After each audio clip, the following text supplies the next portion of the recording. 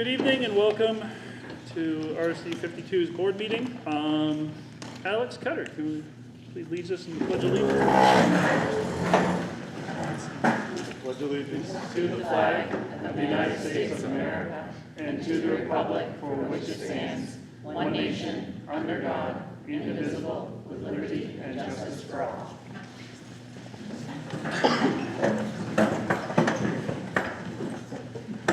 All right, we're going to start with the minutes of the 17th regular meeting for May 15th. I assume everybody got a copy.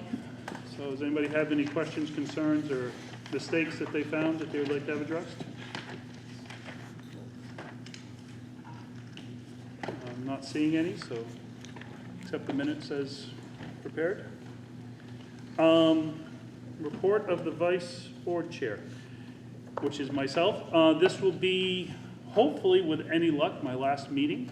Hopefully our chair will be back for 2 weeks. So it's been a pleasure in my 2 meetings, but hopefully I wish him all well and hopefully he is back. The only thing I will add at this point is we did have a brief discussion. I promised you that I would make a very brief statement in regards to it.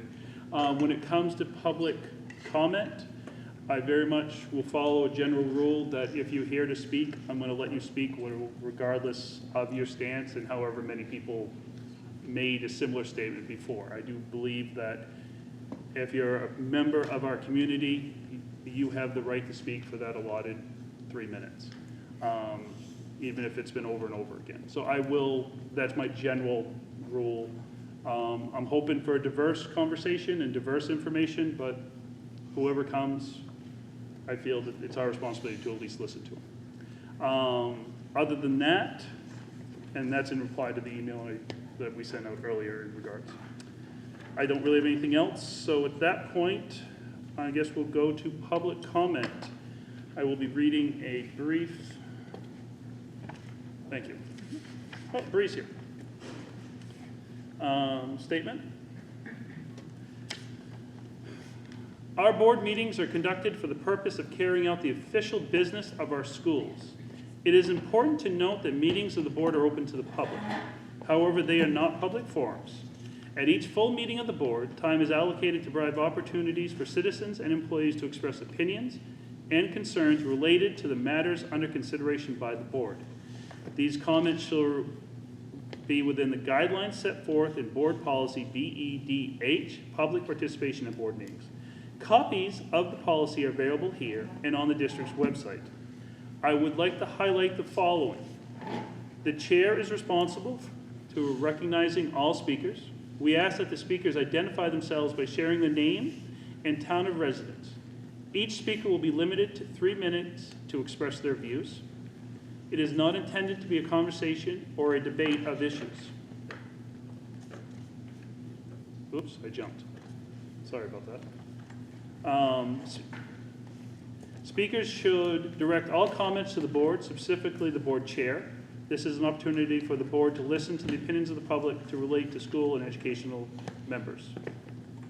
We know that school-related issues can be emotional, but we ask that civility is maintained. We will not permit profanity, gossip, defamatory comments, shouting at one another, or comments that disparage or attack individuals or groups. The board is faced with many important issues. For the sake of efficiency, the board discourages duplication or repetition. The board will not permit complaints or allegations against staff members. We certainly care about these concerns, but they are personnel matters, which the board is not permitted to hear in public. If there are complaints against staff, these will be handled appropriately through our complaint policy, KE. To reiterate, this is just a highlight of key points. Please refer to policy BEDH for a complete description of our public participation policy. I would like to also just add briefly that tonight we might have a few more people than normal speaking, and I want to emphasize that please, when I do call on you, to state your name and your town of residence clearly so that our person taking notes can record it. Other than that, I will open it up. Does anybody wish to speak tonight in public comment? I'll start. All right. All right, Jamie Johnson, I'm from Turner. I have 3 kids in the district. So first, I just wanted to say congrats on breaking ground for the wastewater treatment plant. I know that's a project that's been like a decade in the works, and it was a lot of hard work from the superintendent, PTB committee, the board, but it has also required our local representatives, our senators, and our governor to step in. And I think that this is a great example of what can be accomplished when local and state government come together for a meaningful cause. And I think we all would like to see more of that. But for that to happen, we need school board members who prioritize strong public education, inclusive policies, and practical decision-making that serves all students, rather than engaging in divisive culture wars or advancing partisan agendas. Nowhere in the mission statement that you will find at the top of every agenda that you receive, nor in the goals of the district's strategic plan, which should be your main focus as a board, is there anything about making policies that seek to alienate any member of our student body. We want to improve test scores, you want to increase access to trade schools, you want to increase co-curricular programming for our students, you want a comprehensive and up-to-date curriculum, then stop wasting administrative time and energy on any policy that seeks to divide and hate. When we have board members being censured for inappropriate behavior that never gets addressed in public, but we seek to draw attention to minor students' biological sex as an agenda item, we've lost control of the district and we've failed our children. When we have board members that openly refuse to seek input from teachers or students, we have an ineffective system. You must seek to make meaningful change in a collaborative way with each other, with staff, and with the students that you took an oath to serve. Your religious, political, or personal agendas do not belong on this board. Thank you. Thank you very much. Please. Judith Lashman Green. I'm a citizen of Green. Both my kids graduated from Levitt, and I currently am the librarian at Levitt. I would like to address agenda item 10.5. It is not a prudent use of district funds to seek 2 legal opinions on an issue that is already addressed by current Maine law.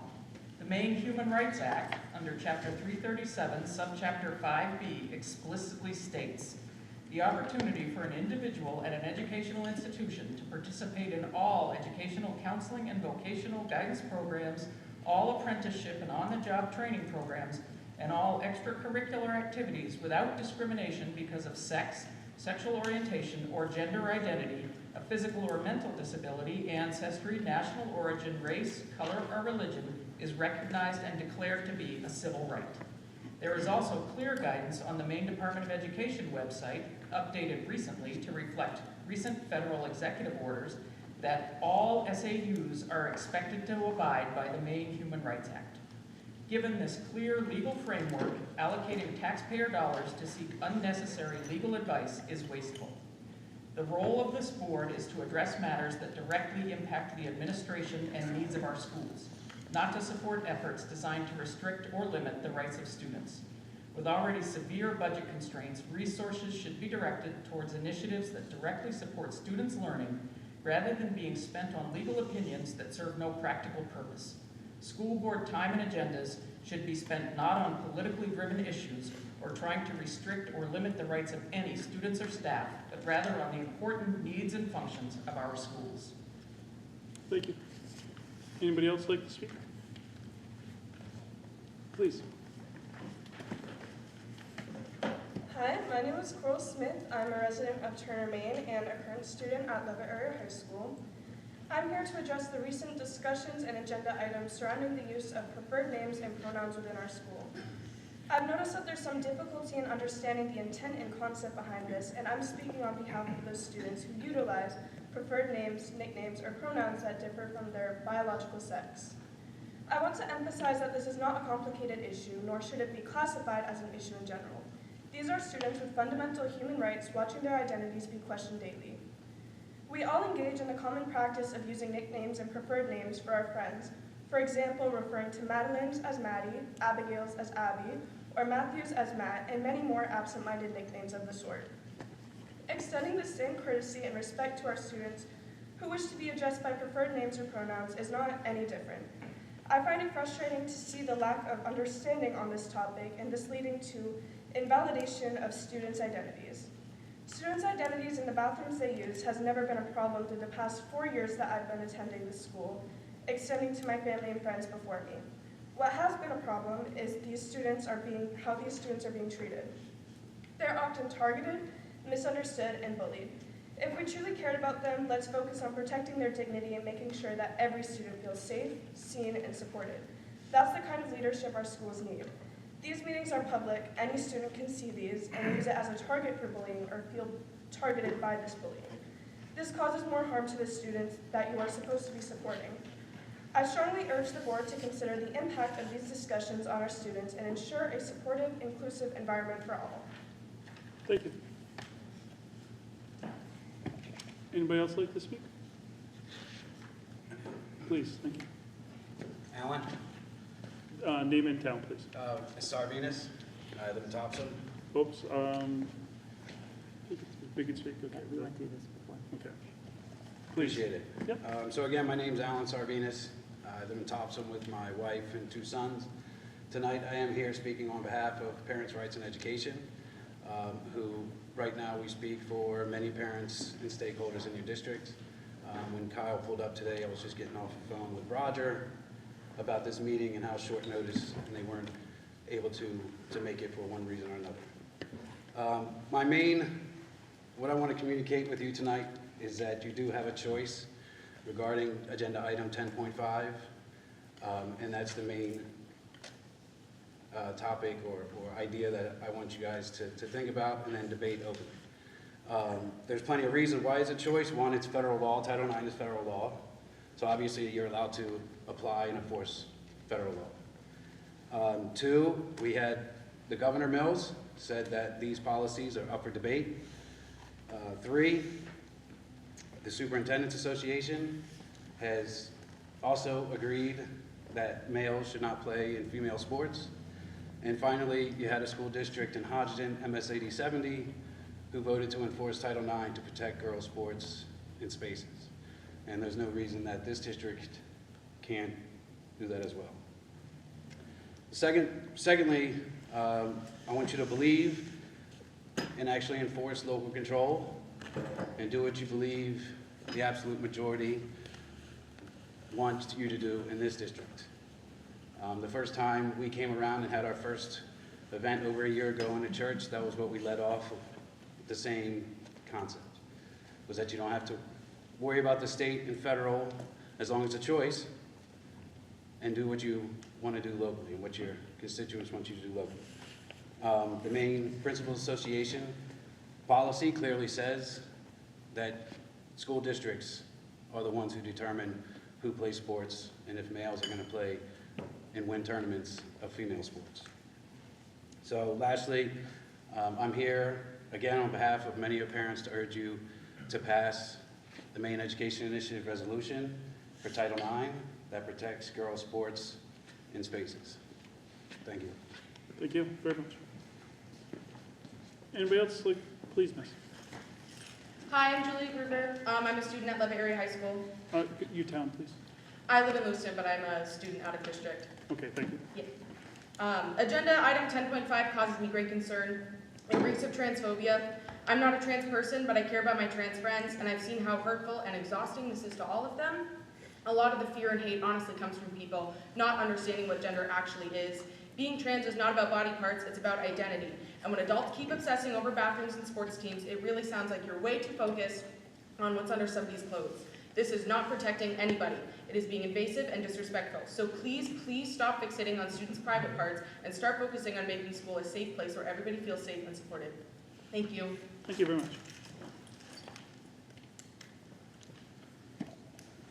Anybody, would you like to speak? Yes, I would. All right, please stand and name and town, please.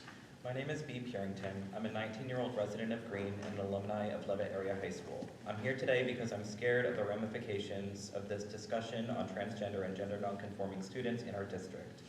As somebody who is gay and non-binary, I know more than most people in this room just how dangerous this rhetoric is. To me and the many queer and trans people at Levitt, this is a blatant attempt to scare and hurt us.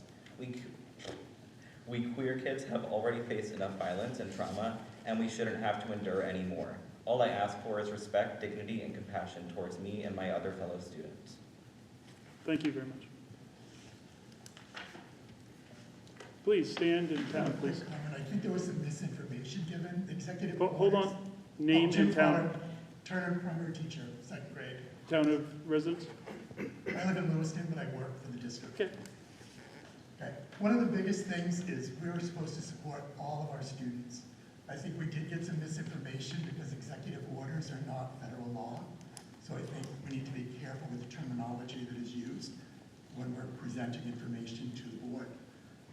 I agree. Please, this way, don't direct it at other people, please. No, I'm saying I agree with Okay. many of the other people, so I'm not going to repeat things that were said. But as a member of the LGBTQ community, it is very disrespectful to hear adults going after children and allowing that to be done. All right, thank you very much. Anybody else like to speak? Please stand. Jennifer Talbot Turner. Thank you. I've been an educator for well over 40 years, and I've never spoken at a school board meeting, but so you can see how important this topic is to me. I just want to say, I'm not sure what I want to say. Everybody has said it much more eloquently. Julia, that was wonderful. Julie, please think of all our children, all of them. Thank you very much. Anybody else like to speak? Please stand and name and town, please. Crystal Nicholas from Green. Thank you. I would like to thank the board for voting to direct the superintendent to make the transgender, gender-expansive student guidelines public. Parents and stakeholders deserve transparency as to how students and families will be treated. It is difficult to fathom the superintendent's statement that if you were a student and a parent that these guidelines applied to, you would have them. Can you share how this process works? What if a parent was concerned that their child might be affected by these issues and inquired how these would be handled? They are unable to make an educated decision for their child's well-being because they do not have correct information. Parents are requesting that the board now revise or direct the superintendent to withdraw these guidelines. Not only were they introduced under circumstances bereft of transparency, they conflict with existing policy and parental rights by allowing school officials the authority to entirely exclude parents from a conversation that could have enormous impact on that family. These guidelines are not evidence-based. They rely on data gathered from surveys and once-removed interest groups and are not based on real gold standard science. They propose and outline one-size-fits-all medical solutions, such as in the affirmation-only model, which, like all one-size-fits-all solutions, is a poor fit for most individual situations. Directors, parents ask, will no one rid us of these obscure, unsophisticated guidelines? Be that director who actually speaks up and defends district families. Thank you. Thank you. Anybody else like to speak, please? Please stand. Name and town. Hi, I am Katana Carey. I am a Green resident, and I'm also a senior at Levitt Area High School. Thank you. I am personally a queer person. I am non-binary, and I'm also lesbian. And I just recently did my senior project on the importance of queer spaces and queer safety, especially in the state of Maine.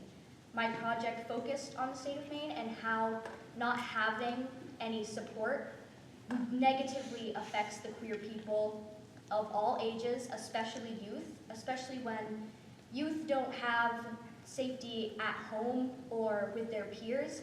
I have been the subject of bullying because of my queerness. I have been called a dog in the hallways. I've been told to do horrible things to myself, and it's tanked my mental health terribly. I think that a better use of the board's time, instead of trying to harm queer kids, is trying to protect them from things like this. Thank you. Thank you for your speech. Anybody else like to speak? Please stand. Name and town, please. My name is Marie Groover. I live in Lewiston, but I'm a graduate of Levitt Area High School. I just wanted to say that obviously I graduated 2 years ago, but I think that people forget what life is actually like inside of a high school. I mean, in my experience, in the 4 years that I spent at Levitt, I never not once ran into an issue with a transgender person or a queer person. I honestly never even really, paid attention to the, issues that you guys are, or not you guys, but the issues that this law is kind of bringing up. I mean, people really just minded their own business. It's really not as big of an issue as I think a lot of people like to make it, so that's all. Thank you very much. Anybody else like to speak? Come on. So Jessica Nichols, resident of Turner, mom of 3 kids, 2 who are going to be graduates at the end of next week. I know, guys. And the youngest, who is a freshman right now at the high school. I'm sure nobody is more excited besides myself and Evan that my middle will be graduating. It's been a long road. So I just want to take a moment and say thank you to all the teachers that have worked so hard with my children, especially my middle guy who's given me every gray hair that I have on my head. He has gone through regular education, special education. He's had one-on-ones. He's had special classrooms outside of his classroom. He's a kid that could have been homeschooled, but he chose not to homeschool him because I really felt like he needed the support of peers and to have good peer modeling. And his teaching staff has risen every year without fail, and has gotten him to being a successful young adult, and he's going to be a successful young adult. So it's a lot, right, for a mom when your kid struggles and then you can see them becoming successful. And that's him and his behavioral issues. I cannot imagine if I was a parent of a child who had issues or concerns that they were not being respected by the adults in their life or by the teachers in their life. So guys, I want you to all think about your own kids, the people in your life that you love, and put yourselves in the shoes of their parents and their loved ones and think about how we can really support all of our kids in our community. Thank you. Anybody else like to speak before we move on? All right. You sure? All right. Thank you all very much. Most of you are here for 10.5, so just so you know, it's as near the end, so you get to wait through some other stuff. That takes us to communications. I do have a communication. We have an anonymous donation presented to Leeds Central School in the amount of $400 by Anonymous. And it is for the food bank, not the food bank, food projects? Food pantry program. Yeah, so the cooking club and so forth. So I'd like to thank Anonymous, whoever that might be. And well, that's just okay. We don't have to do anything about it. We don't have to accept it. Nope. That leads to superintendent communications. Yes, I've got a couple. So resignations, Jolene Libby, primary teacher at Turner Primary School, effective at the end of the school year. Elaine Gammon, who we approved last time as our principal, so she's resigned her position as instructional coach at Turner Primary to accept the principal position. Can do both.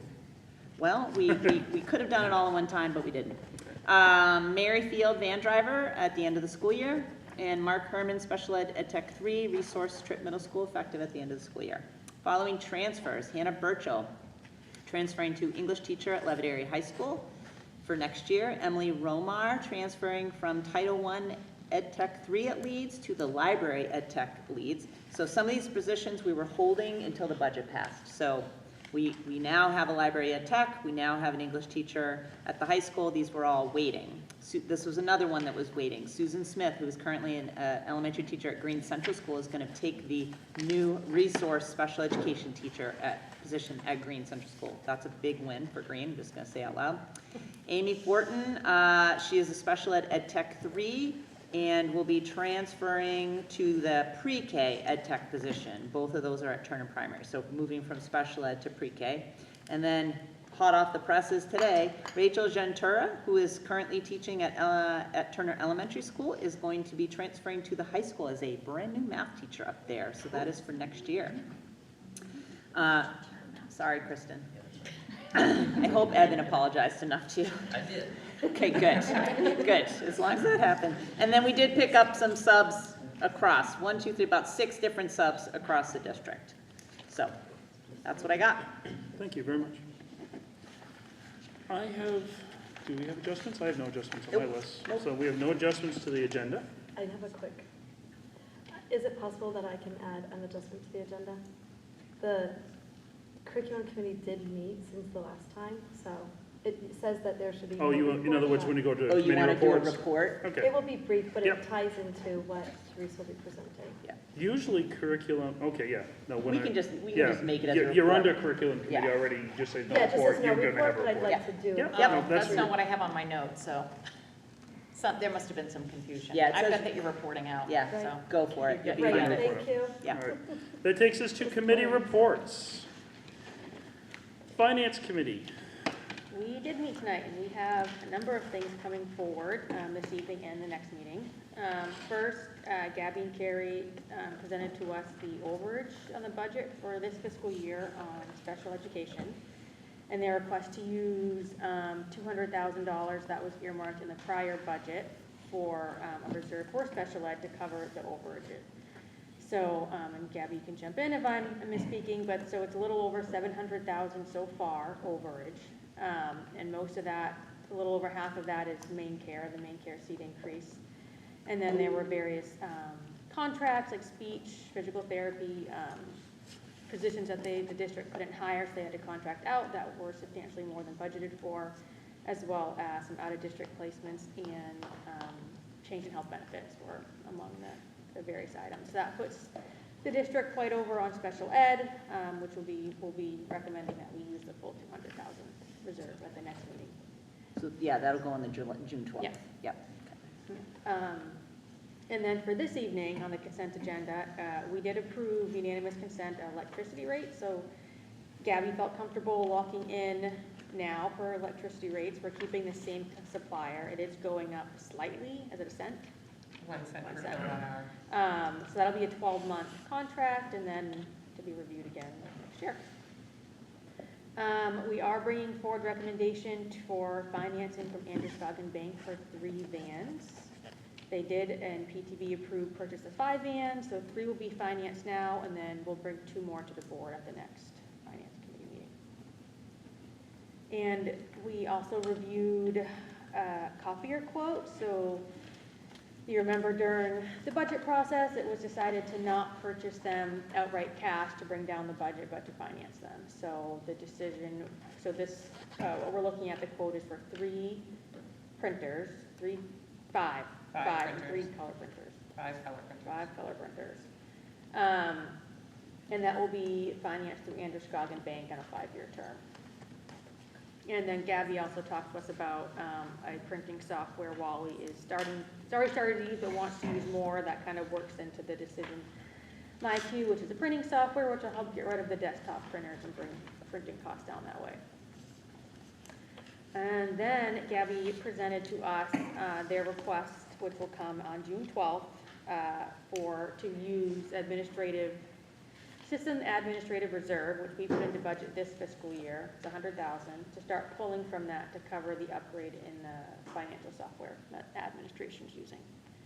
And they'll start working on that transition this year, and it'll take a couple years to fully transition over to a new updated financial software. We're so excited. Is that all? That was it. That's all. Thank you very much, Ashley. Anybody have any questions for Ashley? PTB, Kyle. We did not meet, Lazy. but we had some movement out in the central office with some wastewater treatment plant, like Jamie had mentioned, which is awesome. So I'd back her on the fact that the administration did a good job on getting that through in the timeline we had. But our next meeting is June 12th at 5:30 at Turner Primary. Thank you. And I've heard rumor that the administration is very aware of the work going on next door to I them. haven't heard that.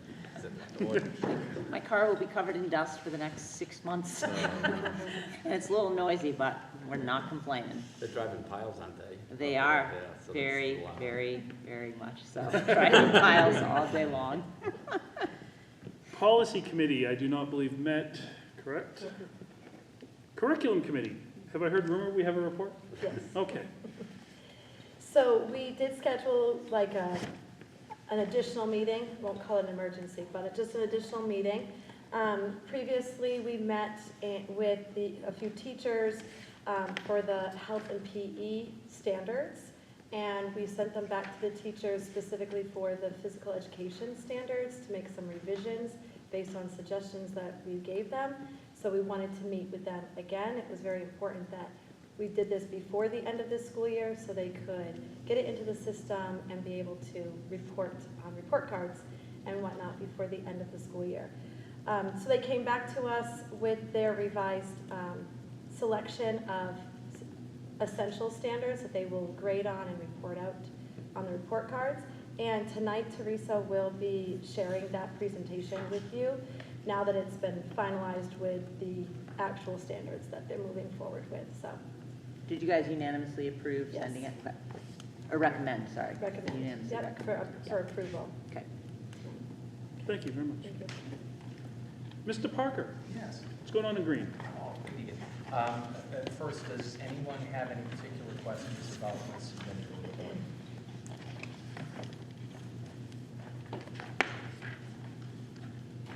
Doesn't sound like it. Okay.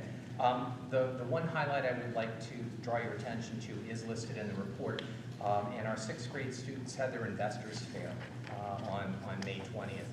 If you've not had an opportunity to experience that, it's a year-long project. It's coordinated by Jennifer Simmons, our school counselor. And then there's input and work done in art class, music, technology, guidance. And they go through a variety of activities. So small groups of students create their own company. They choose a country someplace in the world. They research that country, find out what some of the legitimate problems are in that country, and then create a product to address it, whether it's, for example, in Turkey, earthquakes are a significant problem, so they have created a house design that would withstand some, make it essentially earthquake-proof. There's a lot of issues with air pollution, so they're coming up with filters and things of that nature, and again, it's a concept. But they also do a lot through creating advertising. In music, they have a jingle, which in a live performance, they essentially perform it on command for anybody who's willing to invest the money that they're given at the beginning of the event. And it really was interesting because it gave new depth to some of the capacity that our students have. Some kids that are particularly quiet in class did incredible work around graphics and art, doing the research piece. I know for absolute sure we have in our sixth grade class either going to be small business owner, lobbyist, something. The passion with which some of these issues, legitimate issues, were presented really won the crowd over. And at the end, Ms. Simmons kind of tallies, I believe each contributor is given $300,000, and they get to choose what company gets their capital. And at the end, I believe Ms. Simmons has been doing this now, I think, 23 years. And this project has certainly developed over time. This year, we had, I guess, the highest turnout of any company that were funded with $5.1 million. And it doesn't seem, obviously, in the real world, okay, maybe not that much, but typically high-yielding companies between $1 and $2 million has been pretty typical. This one was over $5 million.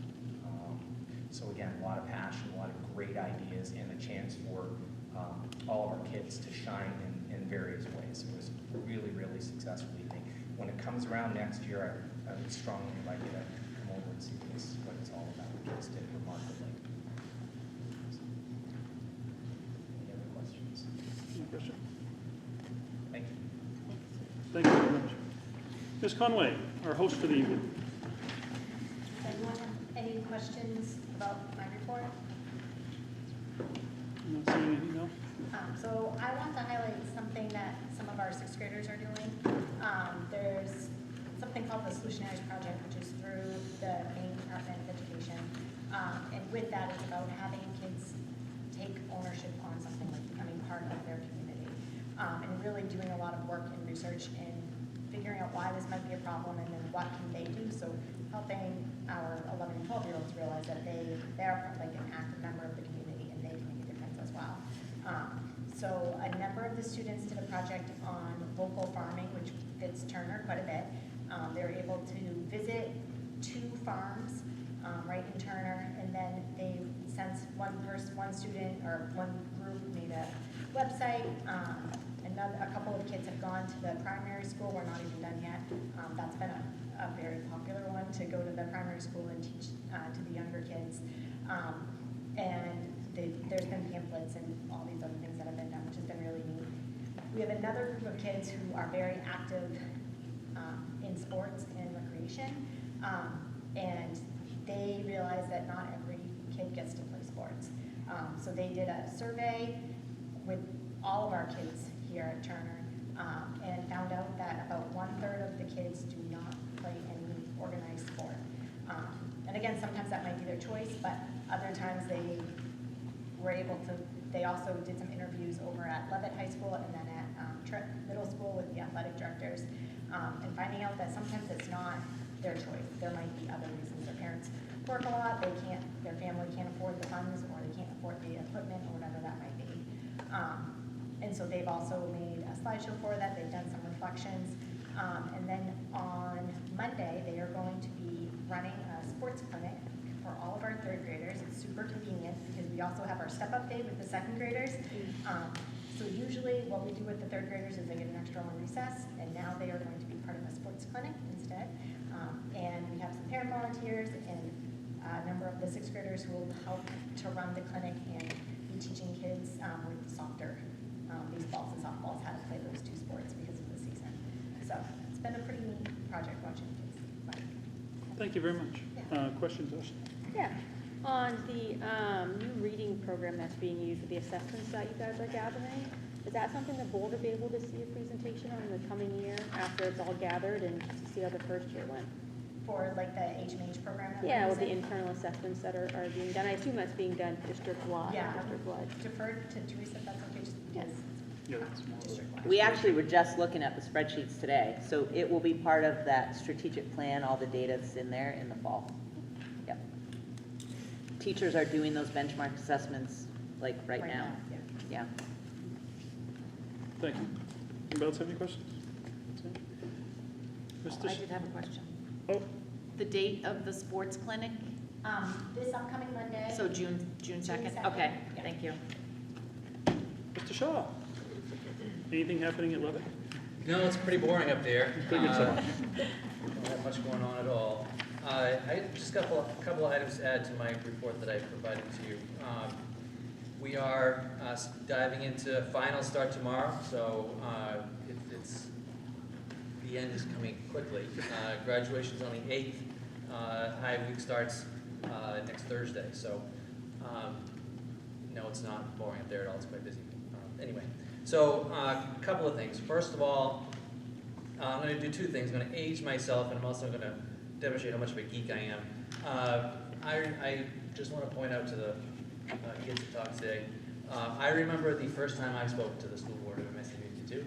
It was in the winter of 1992, and I was an 11th grader, and I drew the short straw to stand up at the school board and speak to a topic that we felt strongly about. So little did I know at that time that I would be spending every other week standing in front of the school board speaking, but nonetheless, here I am. And then the other thing that I want to point out, and I always take these with a grain of salt because you never know what the criteria are, and you never know where you're going to land on them, but there was an article published on a website on May the 3rd, it was updated last week, on the website moneyincorporated.com, listing off the 30 best high schools in Maine, and we came in at number 11, which just behind all the coastal schools, I thought we were doing okay.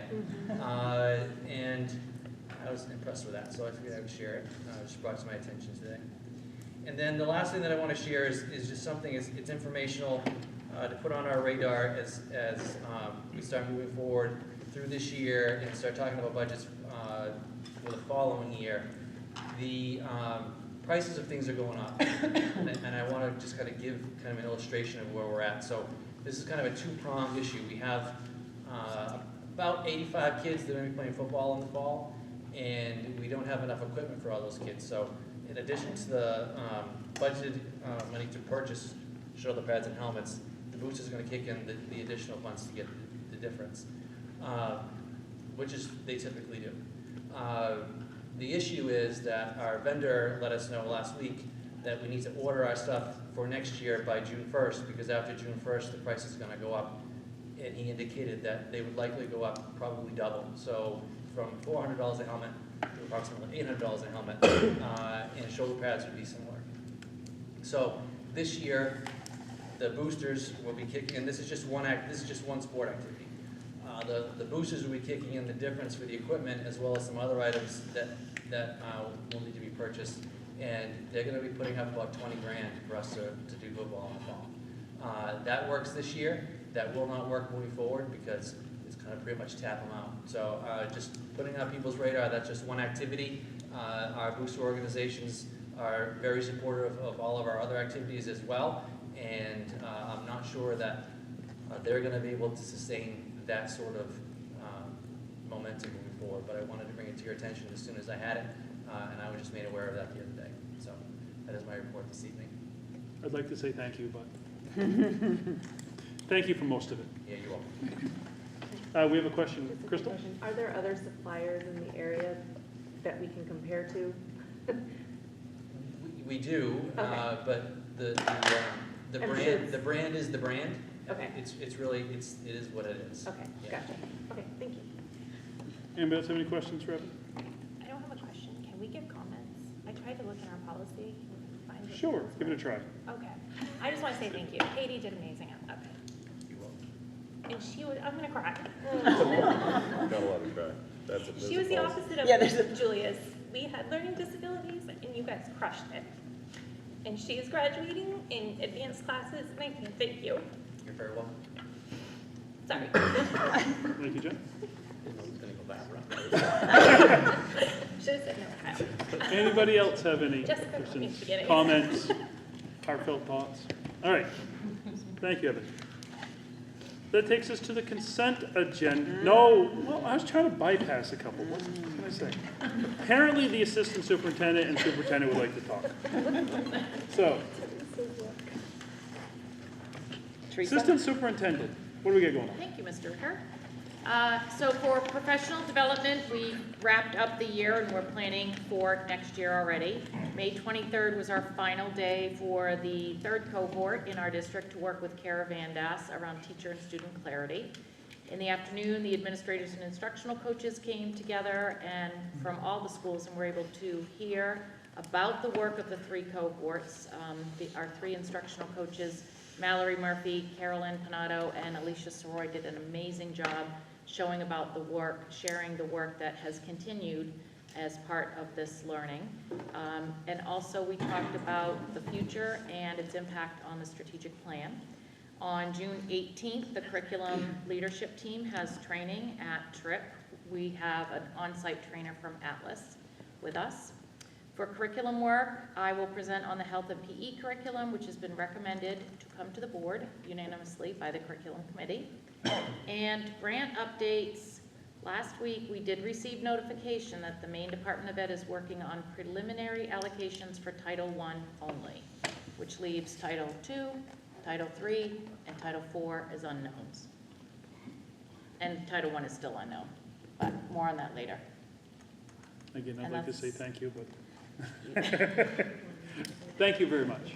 Anybody else have any questions for Mrs. Gillis? Ms. Gillis, sorry. Oh, Dr. Gillis, my apologies. My apologies. Any questions? Nope. So, Yep, just a couple things and then consent agenda. So we did receive approval this week for using the 1,000-gallon water storage tank at Turner Primary School to resolve. We've got the official approval to move forward. So what that means is we can get off of the list. If you recall, we failed a test for like the last time and they said you have until June 30th to fix this or you're gonna have to shut down the water. So this 1,000 gallon water storage is enough to meet the requirements to buy us time to develop that more permanent, longer term solution, and we need engineering and all that stuff and go out to bid. So that was good news. Eben, Tyler, is that Tyler? Tyler, Derek Galway, the assistant principal at the high school, and Amanda Gray, assistant principal at the middle school, started last week. Finally getting to the reunification plan for the high school. My hope is that we have that in place at the start of the school year so that staff can do a walkthrough. I think we're gonna have a good plan, but until I get things finalized, I don't wanna really share that yet, but I just wanted you to know that was sort of the last thing for us to take care of, and we hopped on it last week and are working on that process. I spent, just so everybody knows, since last Monday, spent about 7 hours on FOA requests for the staff in central office did, and the database manager. And then I had regular meetings with Teresa, Rebecca, Gabby, Eben, and Doug. So, consent agenda. We've got some good stuff on there. There's a lot of stuff for me to share with you. So one, you're gonna see a teacher from at Leeds, Chloe Bolduc. Chloe was a student teacher there last year, and so she's gonna stick around, which is great. So the staff knows her, she knows the staff and the students. She's going to be assigned to grade 2 next year. She's a graduate of Thomas, and I just want to say she graduated in 3 years. Wicked smart. Then we have a special education teacher in the functional support program at Leeds, Jennifer Guyton. Jennifer is a teacher that I used to work with at Poland in RSU 16, so I'm familiar with her and know about her awesomeness. So she's got experience working with multiple grade levels, special education in a couple of different schools, lots of excitement, lots of positive energy, lots of positive desire to learn and grow. And she is interested in working in our ESY program this summer, so she'll get to know kids and staff before she ever sets foot in the school. So excited. I think Leeds is fully staffed for special ed, which is amazing. Green Central School is got a new primary teacher. You'll see Vanessa Richards. She also is a graduate from Thomas. Has done all of her student teaching and everything in Winthrop, so is stepping over the town line. She's very excited about doing that. Early elementary at Thomas, references describe her as reflective, motivated self-starter with strong relationships. So Doug and the team are super excited to welcome her, Vanessa. And then the final hire we have tonight is a physical education teacher at Turner Primary School. It's Cyprian Marinut. That's a Romanian name, in case you're worried. He goes by Chip, because when I asked him the second time to say it, it was still, I was like, but he is coming with great recommendations, a long history of both physical education and coaching at variety of grade levels, both here and in Romania. So he's got some great experiences that I think will really be awesome for our kids. So that is PE teacher at Turner Primary. The last item that you have on there is to authorize me to offer contracts and hire during the summer. This is an annual thing that doesn't take effect until after our June 12th meeting, but it allows us to not have school board meetings all summer long, but we can continue to hire, if we should hire any principals, which we're not going to need to, but teachers in particular. Teachers are the ones that you all need to approve. So whoever I hire and offer a contract to between June 12th and the first school board meeting in August, you'll see all those people and vote on them in August, but otherwise we'd need meetings all summer long. So if you approve that, I think, Kyle, my first year here, you're like, well, what if I don't like who you hired? And I was like, well, we can have school board meetings all summer long. And so I think we'll just go with not having school board meetings all summer long. So those are the items that are on the consent agenda that are related to me. Thank you very much. I'm going to look to Gabby at this point to fill in the exact wording you'd like for the other 3 of them, I believe. So for 8.3, it's consideration and approval of the Finance Committee recommendation of the electrical supply through MPO for 12 months at a rate of 10.67 cents per kilowatt hour effective December 2025. 8.4 is consideration and approval of Hold on. Remember, somebody's writing while you're talking. Oh, she'll cut. Oh, It's no, already in. I already. She already typed it in. Okay, good. Thank you, though, I appreciate you Oh, I thinking of just me. was- Because did you notice my hands aren't moving? I'm Yeah, I was not worried about it. impressed. I was just like, I think she gave up. Good to move on? Good to move on. 8.4, consideration and approval of Finance Committee recommendation of financing through Androscoggin Bank at 5.2% for the immediate purchase of 3 vans with deferred payment to July 1st, 2025. 8.5 is consideration and approval of Finance Committee recommendation of the purchase of 5 color copiers through Kyocera, financed through Androscoggin Bank at 5.29%. Thank you very much. All right, now that you've all heard those, I do believe it is the appropriate policy now I have to read them all again, correct? Yeah. Yeah, I thought so. Nothing better than a refresher, especially for all of you taking your exams later this week. All right, number 8, consent agenda. These are to be acted on collectively unless a board member asks that a specific item be acted on individually. I'm going to actually ask right now, does anybody wish to act on any of these individually? Question on any of these individually? All right, so 8.1, instructional nominations to be acted on collectively after nominations have been read by the superintendent. Lead Central School elementary teacher assigned to grade 2 pending certification. 8.1.2, Lead Central School special education teacher, functional support program pending certification. 8.1.3, Green Central School primary teacher assigned to kindergarten pending certification. And 8.1.4, Turner Primary School physical education teacher. 8.2, to authorize the superintendent of schools to offer contracts and hire during the summer. 8.3, consideration and approval of Finance Committee recommendation of electrical effective December 21st, effective December 2025, and the other words that Gabby said earlier. 8.4, consideration and approval of Financial Committee recommendation of financing for the immediate purchase of 3 vans with deferred payment to July 1st, 2025, and the words that Gabby said earlier.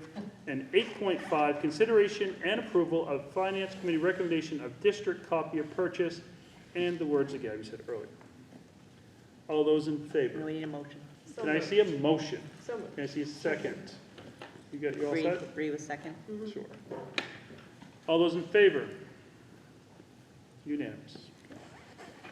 All right, that takes us to old business. Do we have any old business? Not seeing any. That takes us to new business. And Dr. Gillis, do we have a presentation on health and physical education curriculum by the assistant superintendent? To make sure this still works.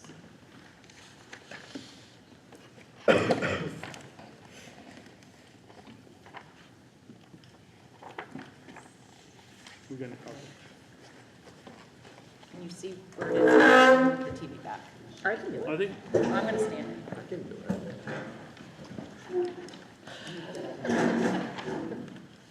All right, so you should have a handout, and I do want to say in front of Gabby, you will notice that instead of reprinting these, I crossed through the last board meeting and wrote the new date, and then there were some other changes.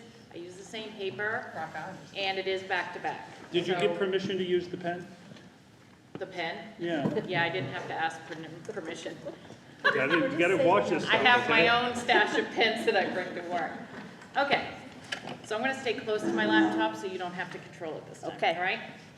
All right, good evening, and tonight I'm presenting on the health and physical education curriculum. This is just an overview, and this will come before you at the next meeting for a vote. So I'd like to always start with a timeline of our work so you can see what we did between August of 2024 and May of 2025.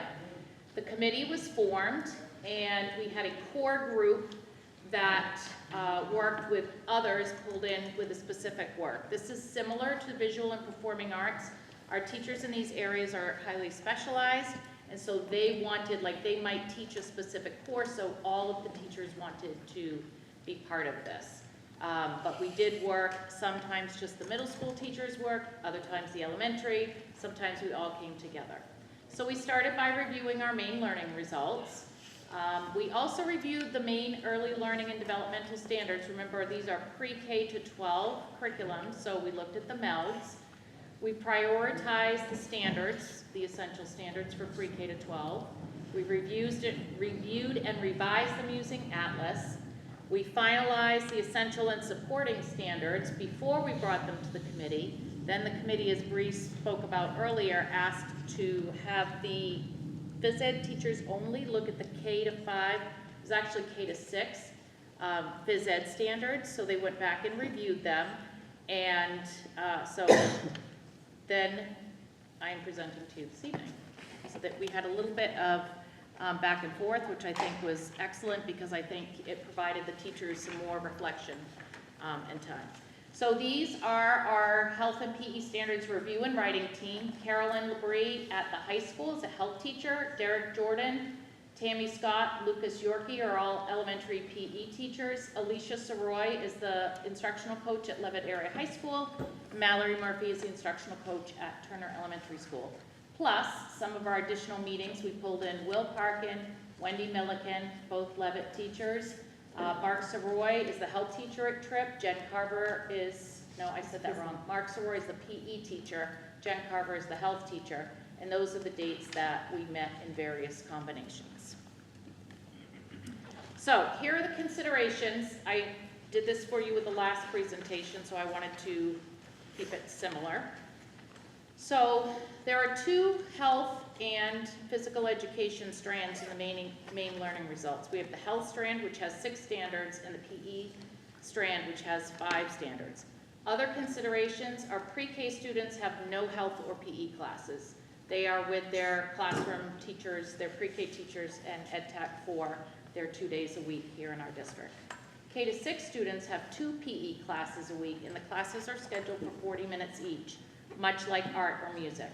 If a class isn't held because we don't have school, there's a holiday or snow day, or in some cases there's no substitute, the class is not able to be rescheduled. Many of our specialists are working in 2 schools, and some will be working in 3. Our middle school students have 1 trimester of health and 1 trimester of PE during both their 7th and 8th grade year. Their classes are 70 minutes. Their classes meet every other day, so one week they have 3 days, the next 2. And if a class is not held because of no school, the class is not able to be rescheduled, not because the teachers are shared, but because of the schedule just keeps moving forward. The high school students are required to take 1 health credit and 1 PE credit. They are able to take additional ones as electives if they choose to do so.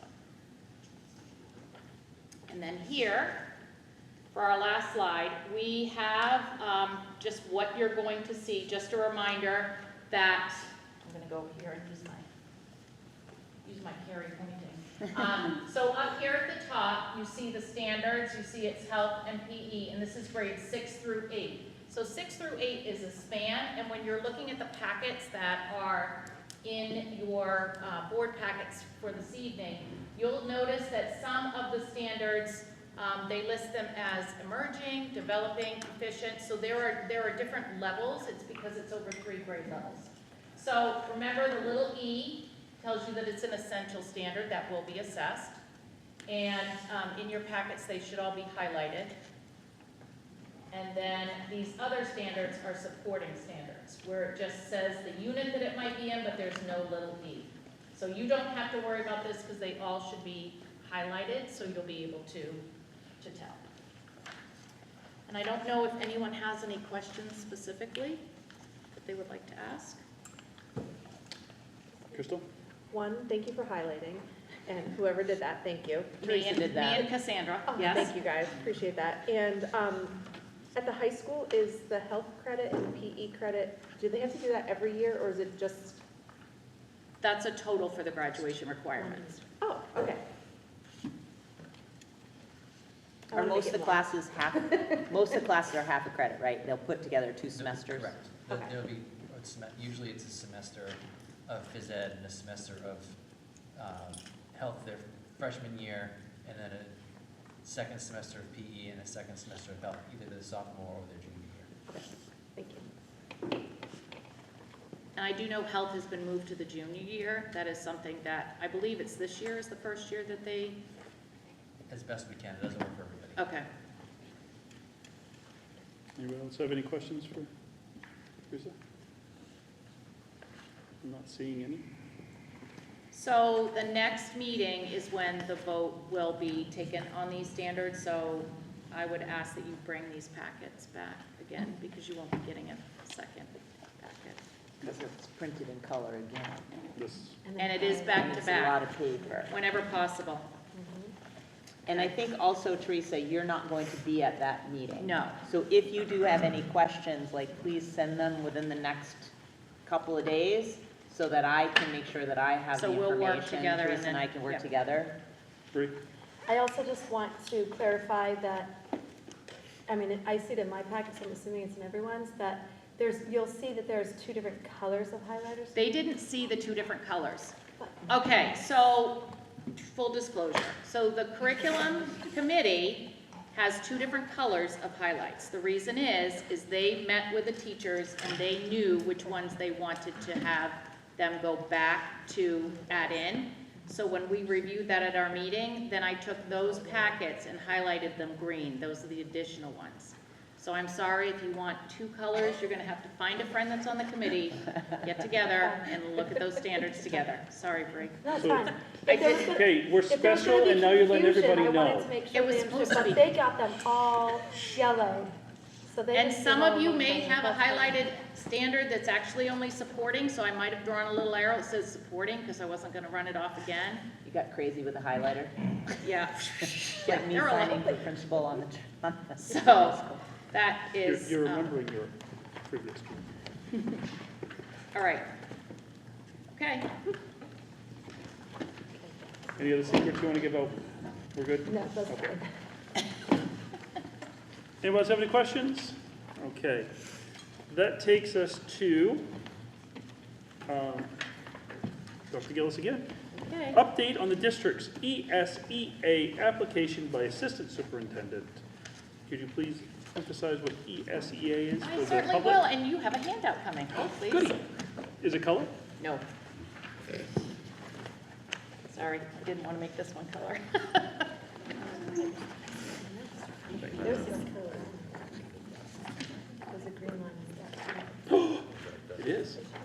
Oh. We don't tell guys. She's. Okay. So this presentation is on the Elementary and Secondary Education Act, or ESEA, or title grants. And this presentation is a legal requirement that we have a public comment period, so I'm going to provide you with a brief overview, and then if anyone has any public comment on it, we will take that comment into consideration as we write the grant. So I want to give you some information. You have a lot of wording on your sheet there. That was from me. And then Carrie created this easy visual for you. So I will explain this visual right now. So this just talks about the funding. We keep track every year of how much funding we get from the federal government. So if you hear Title I, it's for, sorry, I don't think all of you can see it. This is riveting, so you're going to want to see it. Okay. You still can see. Just turn it towards the crowd a little bit. Just a little angle. Okay, you're going to be outside in a minute. No, it's not in the wall. Okay. So for Title I, the title is Improving the Academic Achievement of the Disadvantaged. That's what it's called. So this tells you what funding we've had for this over the past 3 years, and then the question mark is because we still don't know. So we received, last year we received $340,177. And typically, we have used that to pay for salaries and benefits for ed techs who work with students to support their learning. And sometimes we use it for supplies, additional supplies, specialized reading programs or something that might need to be used, or materials. We also used to do something called a homeschool connection, which was like a parent night, which is required if you receive over $500,000. So because we don't, we're not required to do it anymore, and we didn't do it this year. Title II is for specifically preparing, training, recruiting high-quality teachers and principals. So this is for professional development. So you can see that we gone up a little, over 100,000, then we went down. What we know for sure for this year is we've been told for the next 5 years, we'll receive $3,500 less than whatever our allocation is. Oh. It has something complicated to do with something at the state level. So that's a question mark minus 3,500. So we don't know what we're going to get. The minimum it will be less $3,500. Last year, you might remember, we for the first time received $893 allocated for our Title III language instruction for English learners and immigrant students.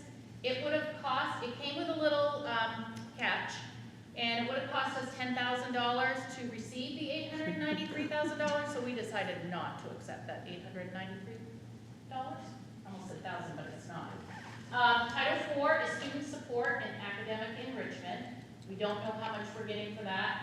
And Title V, our rural education initiative, we do know we're getting $8,447, which you can see here and also in your notes is less than last year. So overall, what happens in the 7 years that I've been in this position? Some school districts, we can choose some things that we want to do with this. So for example, for Title I, we have to make sure it meets a whole bunch of guidelines, but we can design projects that call projects that we want. For Title V, same thing. We can decide how we want to spend that money. So this period right now is if people have ideas on what they would like to see us do with the money, they can provide them and then we consider them when we're writing the projects. What our district has done the past few years is we've moved Title II funding and Title IV funding into Title I and Title V. And the reason we do that is because this is not enough money to pay the salaries and benefits of our staff. So we bump it till we have enough money for that. And then Title V allows us more flexibility. Rather than trying to manage 3 other grants, if we put it all into Title V, we can do the same sorts of things, but just without managing 3 different grants. So I don't know if anyone has any questions, ideas. We will have a public comment period whenever you're ready to open it, if anyone has any. Do you need it this evening? I see it's on Yes, the agenda. yes, so it's specific to this topic. Yeah, I thought so. Are you finished? Just I'm tell me- finished with this, if anyone has any questions. The other thing is, as part of this public comment period, emails were sent to all the family members. They received notification, and it's also been on our district website. And then when I write the grant, I'm required to tell all the steps that I did. Is there any other questions for Dr. Gillis? I'm not seeing any at this time. All right, so that means we are now opening a public comment solely for this particular subject matter we just had a presentation on. Is there any public comment or even questions, I guess, for this in regards to the grants and where the money's spent and where it's going, coming from, lack thereof, so forth, so on? All right. Oh, we got one. Please stand your stand. I'm always good for a question. Name and town, please. Again, Jessica Yep. Nichols from Turner.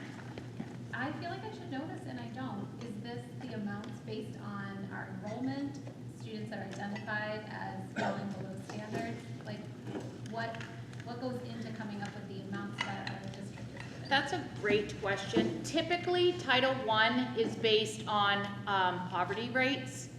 And there's a certain amount that comes from the federal government to the states, and then the states look at creating formulas so that districts get a certain amount. Rural school districts tend to get, sorry, I took it, do you want me to put it back up there? No. Rural school districts tend to get a little bit more in Title V. Districts that have, just like at home, I can't turn it off, okay. Districts that have higher populations of multilingual students might get more funding. So it does depend on the student population. It's not tied to student success rates though, like we think of typically, so. Just a little bit more information. So the data does come from the data that we submit to the state each October, with the exception of the poverty rate, because the data we submit to the state comes from both students who are identified for free and reduced lunch, as well as families who fill out the alternate economic form. The only piece of data that can be used for title funding is the free and reduced lunch rate, not the alternate economic form. So it does lead to a little bit of confusion, because when you look at our October number, our poverty rate looks higher than if you were to just look at our free and reduced lunch. Thank you. I have heard from Dave Roberts that they have changed or in the process of changing. I don't know the impact it will make for our funding yet. It should increase it. Changing what they. Well, There's increase our, hoping- I'm not talking about how much money we're gonna get, but I think our numbers are Oh, higher. it does increase our Numbers, numbers. yes. So it may be a more accurate reflection of our numbers, whether or not that will impact our funding. We're not sure yet. Can you elaborate when you say changing? No. Dave Roberts is changing? Dave Roberts, I didn't mean to say no. Dave Roberts has reported to me and to Carrie that the way that they state calculates the rates of free and reduced or the poverty rates is different than section B, something B. So the issue that we've had is because there's free lunch in all of the state of Maine, and I think we've said this out loud, tried to say this loud, it has suppressed the number of students who are qualified for free and reduced lunch because nobody fills out the form anymore. We try to get people. So the state has been working to find other sources of data to qualify students. So if they receive SNAP food benefits, if they are direct certification because they receive Maine Care, things like that are getting automatically populated to try and make sure that we're accounting for as many of those students as we can. So we're not losing track of students who, by all measures, should be reported as students economically disadvantaged students. Thank you very much. I'm thinking more of the owl than anything. Anybody else have any questions? All right. So I'll close the public comment, and does that satisfy the requirements? I believe it does. Thank All you. right. Thank you. All right. Now comes to the stimulating exception of the budget that has passed. So I will take a motion. Do we have any official wording, or what I got is what I got? That's the official wording. So, but you have to vote on each motion. So 10.3.1. Okay, I don't have that. Oh, I do. Sorry. I just have to turn the page. I have You it. do. Well, you have it on one page. I'm jealous. All right. Can I have a motion, if anybody's interested in doing it, for 10.3.1? Kyle, will you read out the motion, please? What's the motion you're making? Does he have it? For the approval of the budget allocation. I felt like putting you on the spot. Sorry, guys. To approve that the computation and declaration of votes dated May 29th to 2025 and attached there hereto be approved. That's the motion. That's what I just It said. seemed like too easy a motion. I should have read it. Do I have a second, please? Second. Bree. Bree, can you read that back? Yeah. Ditto. Is there any discussion on the motion, please?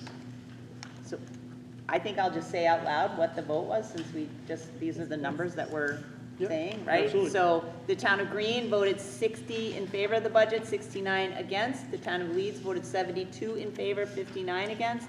Town of Turner was 103 in favor, 91 against, which was a total of 235 votes in favor of the budget, 219 votes against the budget. That was for Article 1. Article 2 was whether or not we're going to continue with the budget validation referendum. We actually could stop doing that if we wanted, but every 3 years we have to vote. So the town of Greene voted 84 yes to the referendum, 42 no. We won in Greene. Town of Leeds, 84 yes, 44 no. Town of Turner, 123 yes, 67 no. So it passed 291 to 153 to continue with the budget validation referendum process. So that was Article 2 on the ballot. I realize that I'm speaking out of turn, but guess what? Just a quick question. I noticed, this is more for notes, we always used to have a question that says, do you think it's too high or too low? So something we might want to think of for future. Okay, we haven't done that since we can put that as part of the process. Just as a process discussion. Okay. Because I know that I remember seeing a budget fail, and then we had a whole long discussion of, well, why did it fail? Did we think it was too high or too low? So it's just an easy, I know a lot of other districts do it, and we did used to, so anyways, all those in favor of 10, or any other further comments, questions on 10.3.1? All those in favor, please show by the raising. Okay, all unanimous. 10.3.2, to approve that the community computation and declaration of votes to be entered upon the records of Maine School Administrative District number 52. Do I have a motion? So moved. Second? Second, motion second to my right. Bree and Crystal. Crystal. Any discussions on 10.3.2? Not seeing any, so all those in favor? Unanimous. 10.3.3, to approve that a certified copy of the computation and declaration of votes be sent to each of the municipal clerks of the member municipalities within Maine School Administrative District number 52. Do I have a motion? Bree, do I have a second? Crystal? Any discussion? All those in favor? 10.4, approval of the assessment to towns for 2025-26. That is in your packet. Do I have a motion? So moved. Crystal beat you, so Oh. Bree has a second. Her hand was up first. So Crystal motion, Bree seconded.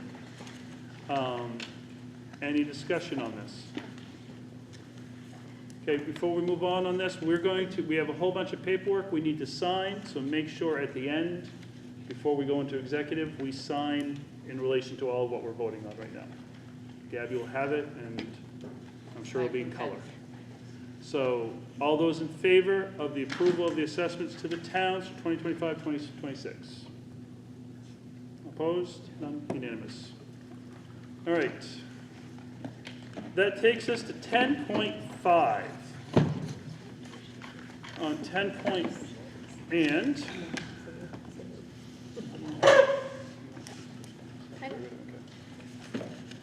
to direct the superintendent to seek a legal opinion from district legal counsel and an additional second opinion from Brandon Isaacson regarding the following question. What are the legal implications for changing MSAD52 school board policies to recognize only biological male or biological female students? Included in this is what the legal implications are for designating private spaces in schools as only for biological male or biological female students. Do I have a motion? Do I have a second? I didn't see who did the motion. Ashley? Ashley, do I have a second? I have a second. Who was that? Anthony. All right. So, since I will go to the person, Ashley, would you like to speak first? Yeah, I'll go first. Thank you. I did bring this forward, so this came, multiple parents have come to me, most notably since the MSAD 5270 district up north and at least the county voted to enact a resolution for Title IX. I don't think this was ever a conversation that was going to escape us or not come forward. It's being questioned by several school districts. It has in the past, it's continuing now, and I know of a couple others that are looking to bring it forward as well. I do think that this is a topic of conversation that multiple people in this district do want to have.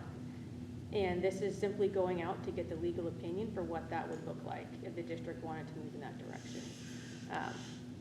I don't think there's any harm in getting legal opinion on this. I think this is an issue that multiple board members have had constituents come to them and ask questions about. Well, if other school districts are doing it, why isn't our school board doing it? The district up north went outside of Drummond and Woodson, which is a typical default for most school districts, followed by Brandon Isaacson. We don't have support for that here, but this is staying within the realm of the two legal firms that we do have within this district to see what that would look like. Thank you, Ashley. Anybody else like to speak at this time on this particular? Kyle? Let's see, in this, it's talking private spaces. What does that refer to? I think that would be, at this point, discussion on this, in my personal opinion, at this point, will be solely related to if we want to ask questions of it legal to move forward with any further discussion. And if so, then we need to figure out what questions to ask. So I'm almost,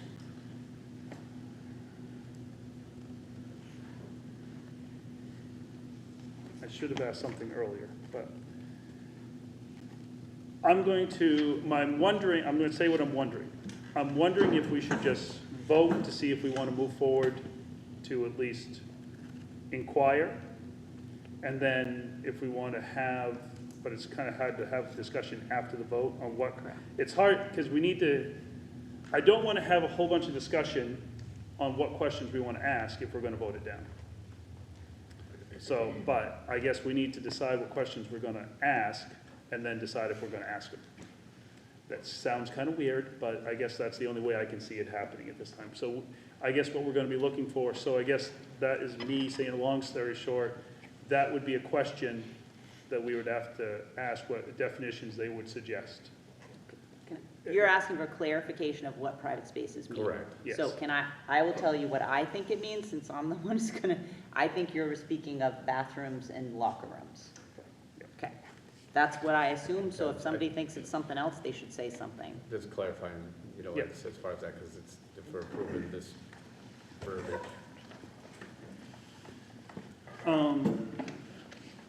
Does anybody else have any other questions?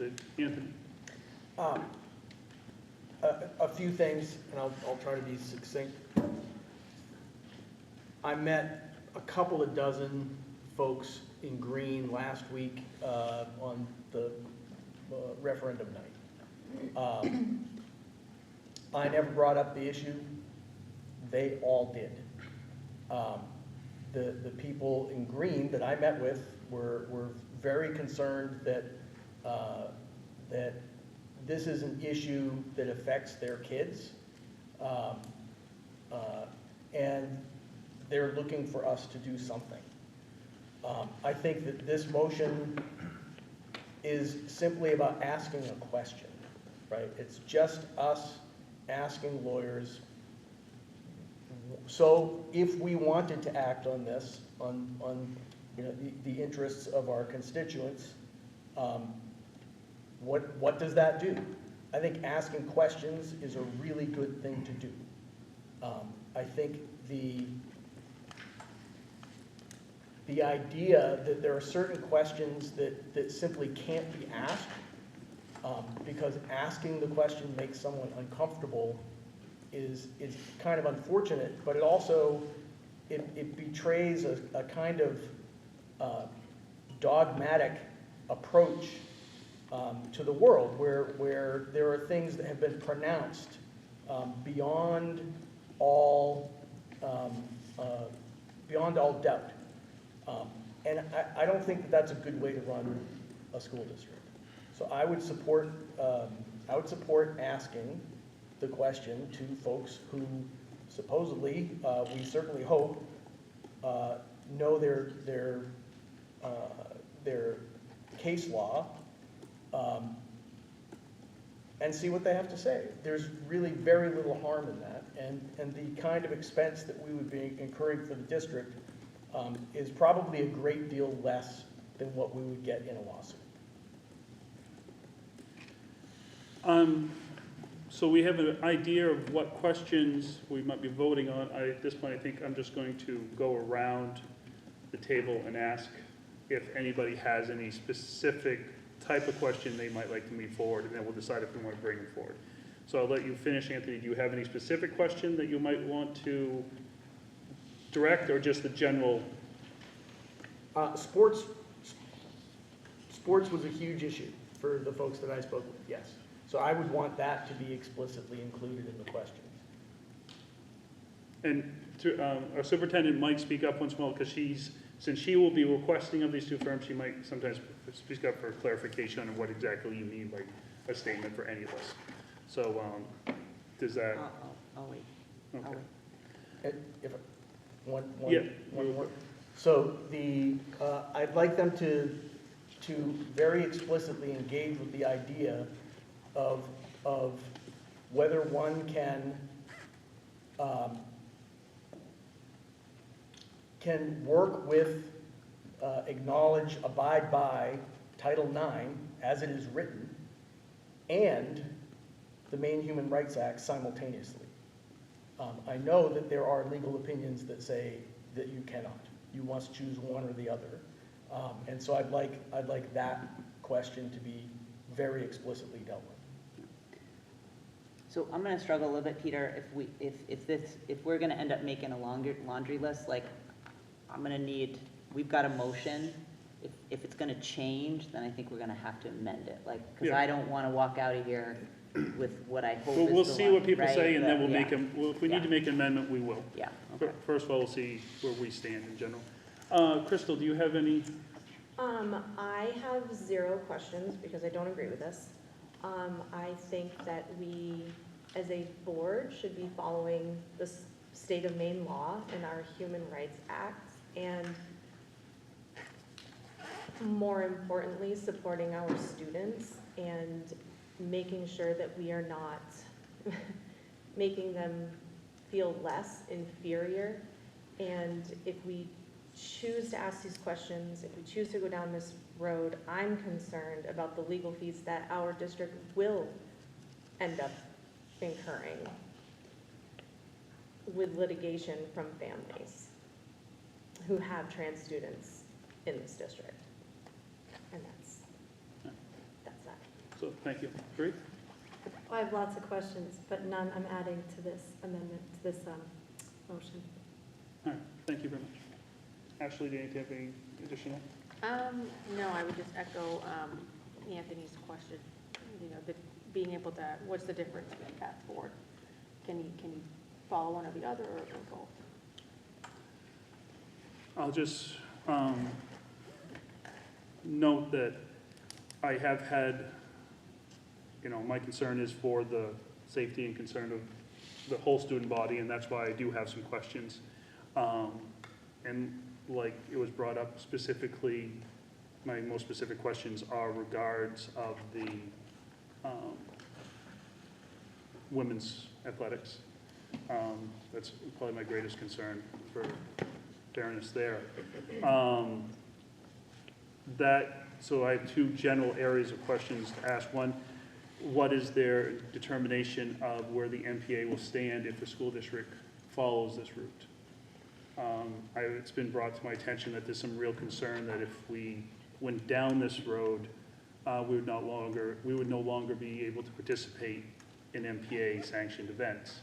I'm told that that's not actually happening, but that's just a question I think we ought to address. Also, if we do vote in favor of this tonight, we will be getting legal information back, hopefully at the next meeting is my understanding.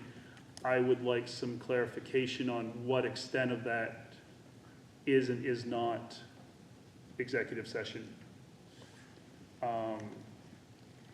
I understand that a portion of it can be, but I think we have to be very careful about our executive sessions and what they're used for. And I want to make sure that we're not discussing stuff in executive session that we should be discussing in public forum. And so that's just, I want like some clarification there. Alex? I'll keep it quick. I would echo what Anthony had said. My 2 main concerns are sports and private spaces. But I think that trying to get some distinction between Title IX and the Human Rights Act is important to this topic. So. Thank you. I don't have anything at this time. Thank you, Jen. Kyle? No, do I? All right. All right. So that being said, we've all gone around. I'm not seeing anybody having anything else to add. So do you feel that if a motion to move forward would cover it, or do you feel like we would need Well, the motion asked specifically about private spaces when we talked about this and sort of crafted it. So things have, I assume inherently in asking this question the legal opinion will do that conversation between Title IX, the federal Title IX, and the state Maine Human Rights Act. So, and I assume it will also cover the executive session, because we wouldn't be asking the question if that weren't the issue. So I don't think we need to do anything, but private spaces are not the only thing that has come up. So in particular, I'd have no idea if lawyers can tell us what the MPA would say, like. All we can do is ask. Right, like, so I don't know. Yeah. So it feels like this has morphed a little bit more. So it feels like there should be an amendment, since we've got a motion and it's worded this way, to keep it clear and to make sure that I do this correctly, that there should be an amendment. I'm going to lean towards you, since you're the one who have to ask. What do you feel the most comfortable amendment would be? So I would just add an additional sentence, so it included this, would be implications for designated private spaces, designating male and female athletics, and male and female athletics. I would stop there, and then I think the executive session is just a separate question that can just be asked. I mean, athletics, if they know what the MPA would say, then they would answer it in that. Okay. So I think it just needs to be private spaces and athletics. Does everybody understand what she's requesting? Do I have a person who is willing to make that amendment? Ashley, Read it. can you read it again, please, and Ashley's? Yep. So what are the legal implications for changing MSAD52 school board policies to recognize only biological male or biological female students? Included in this is what the legal implications are for designated private spaces in schools and athletic teams as only for biological male or female students. Does that make sense? So private spaces and athletic teams. Do we have anybody willing to make a motion for that amendment? I'll make it. I don't remember the exact words to repeat it, but I'll make that. Yeah. Okay, second. Anthony will second. So at this point, we'll be voting. Is there any discussion on the amendment? Brianna? So I have a concern with the first question, mainly because it's so extremely broad. And so one reason why I do not want to add any other questions is because I don't think we even have clarity with the ones we're going with. And so that's a major concern for me. When we're saying that we want to change school board policy to recognize only biological male or biological female students, you have said, yeah, private spaces and athletic teams, but you are leading with changing school board policies to only recognize biological male and biological female. What the heck does that mean when we're talking education for all students? That's so broad. So I think we need to be, this discussion is all about if we want to ask the questions. No, this is my concern about this amendment and moving forward to even bring this to legal counsel. I can share why I feel we should not bring that to legal counsel. Because it's too broad, it's not clear, it's dangerous. It's really treading on a dangerous territory here when you literally just say to recognize. Like, does that mean that they're not allowed in the building because we don't recognize you if you're not biologically male or biologically female, if you are identifying as trans, non-binary, all those other things? So like, what does that mean, really, when we are saying those words, that we will only recognize those students? To me, I would interpret that as they're not even allowed into the school building. That is not what public education is. Do you have a specific? That is my concern. But do you have a specific, would you have a recommendation to maybe change it then, to be more along the lines of the question? We should not send these questions to legal counsel. They're too broad, they're not clear, they're dangerous territory. It is literally shutting the door on free public education to students. Stops right there. Because once they're in the building, if you want to have other conversations about where they piss, I don't care, but like, we need to let them in the building to begin with. And that first question shuts the door. Okay. Anybody else have any question on the amendment? All right, all those in, Anthony? Yeah, I'd just like to speak to the idea that a few things have been mentioned, you know, like how we have to be mindful of a safe environment for all students. I think that we're all of that mindset. There's been some rhetoric around how the questions like this are divisive. And it's really, from my point of view, it's really frustrating to have basic concepts, very basic concepts, like male and female, eroded and with sort of obfuscating language. It was not until... I think, are you addressing something particular? I'm talking about the necessity for taking this to legal. Okay, but what we exactly... I'm just trying to make my point here. Give me a second, because you took me off. Mm-hmm.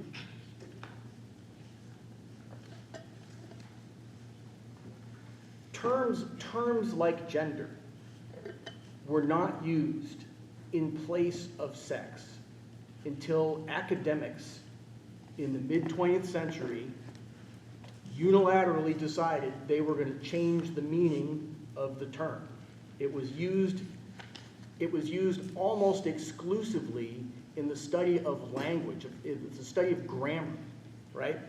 And then we had some academics who just decided they need some PhDs and they need some cutting edge research, and they're going to push this out there, right?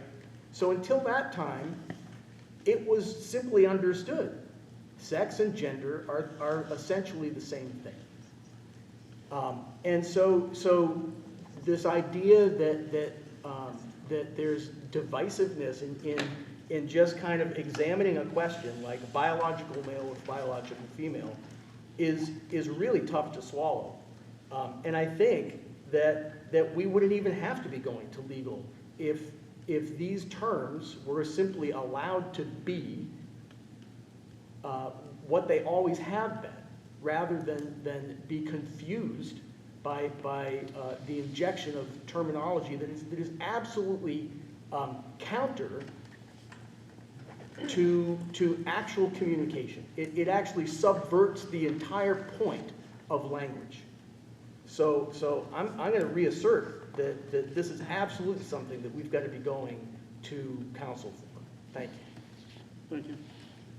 Does anybody have anything else? Kyle? So if this gets brought to legal counsel, I'm assuming that they're going to dissect all the verbiage that's in this. I haven't met with them, so I don't know how they would actually, if you pose this question to them, is it just one answer that comes out of it and that's it? And then, or are they going to dissect it so that they get... I can only assume, because they're lawyers and lovers of words, that there will be a lot of words. Yeah.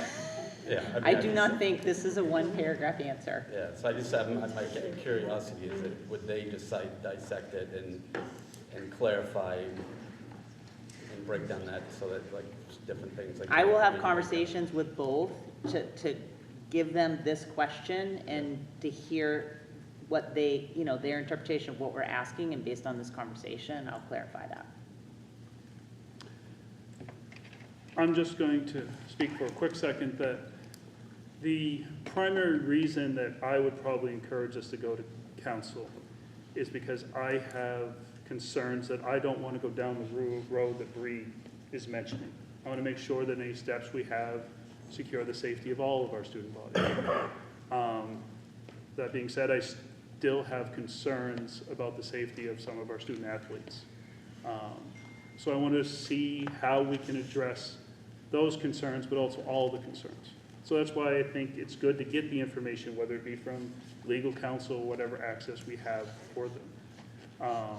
So, that's why I'm still leaning towards, let's find out. When we're talking about the cost of legal counsel, I'm pretty sure that no matter what we do here, there's going to be potential lawsuits on either side. So I don't think any way we are going to be safe on legal counsel, and that's unfortunately the way the world turns at this point. So I just would like to know, are there any avenues that we can look out for the safety of all of our student body? Because I think they all need to be included there, but we also need to make sure it's a fair space for everybody. So that's why I'm just curious on what, because I assure you, we're not the only district asking this. I suspect they have a whole bunch of this paperwork already done, that they're just going to press print on a lot of it already, because this is a question that they're prepared for. So that's kind of where I'm leaning. At this point, we're looking, this is a vote on the amendment, which is just making the wording easier for Carrie to move it forward. Adding athletic teams is what we've added. Okay, adding athletic teams. It's been motioned and seconded. Is there any further discussion on the amendment? Seeing none. All those in favor of the amendment? 5 to 4, please hold, 5 to 3, please hold up your hands.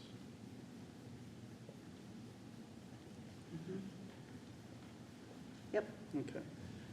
That takes us back to the motion as. Wait, did you ask for people opposed? Oh, I'm sorry, my apology. Opposed, please. My mind jumped to assumptions, I do apologize. All right, that takes us to the motion as amended. Is everybody understanding of it? Do we need it reread, or do we understand where the motion stands? That being said, any other further discussion on the motion? Not seeing any. All those in favor of the motion? Same.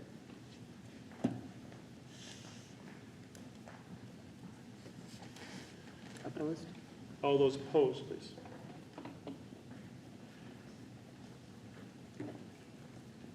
You'll have the pro back next time, so you won't have to watch me along.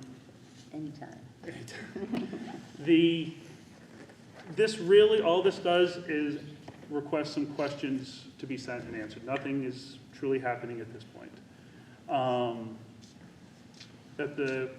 I know it's hoped that this will be addressed in the 12th meeting, because none of us want to drag this on any longer than it needs to be dragged on.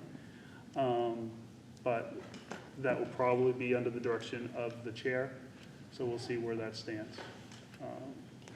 But our assumptions are we'll have reports back in executive session at the 12th, but we'll see where it goes. That won't necessarily be my call.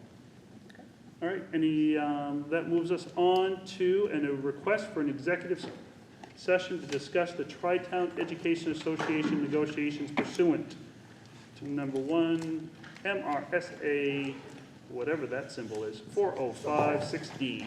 I'm sorry? Subsection, okay. Oh, I get it now, it has 2 S's. Do I have a motion? So moved. A motion and a second. All right, Kyle and second? Anthony, Okay. pick whichever way you want to go. All right, don't forget, nobody move. Can we vote? Of course we can. See, I told you, you need to hold my hand. I know, that's what I'm All doing. those in favor? It's unanimous. Okay, but nobody moved, Nobody but we move. gotta sign papers. You get a sign.